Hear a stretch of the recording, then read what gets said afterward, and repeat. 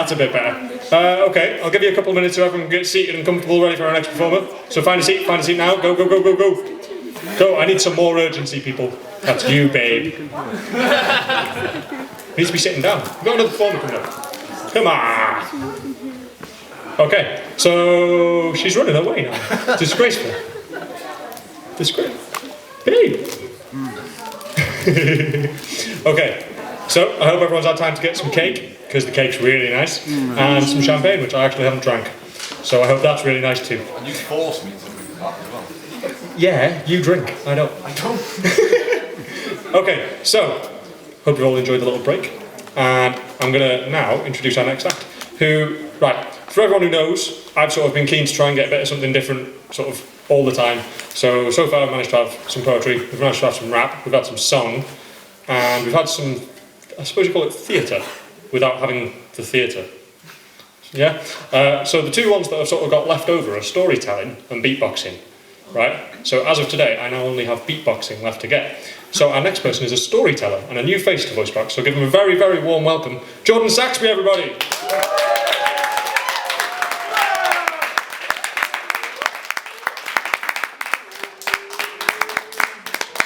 Evening all.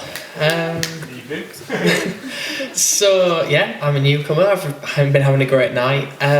So I'm going to read you a story. So does anyone here know the tarot deck at all? There's a few hands. Cool. So there's a card in the tarot deck called the Hierophant, which is generally about sort of entrenched authority. It's around sort of, I tend to use it like organised religion, universities, government bodies, that sort of thing. And so this is a story written around that card. So this is called the Hierophant. Tess rocked backwards in her chair, eyes closed as she drank in the gentle susurrus of wool under needles and the soothing murmur of well-aged gossip. This knitting circle, her institution of serenity, was the place in which she felt most at home.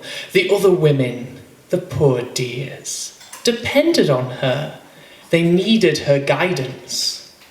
However, in even the holiest of palaces, the institutions of the highest sanctity, there is subterfuge and betrayal. Tess kept her eyes closed, feigning contemplation as her indignation rose. From across the room came a voice she had come to despise, a voice that had destroyed the perfect balance of their little community. Mary.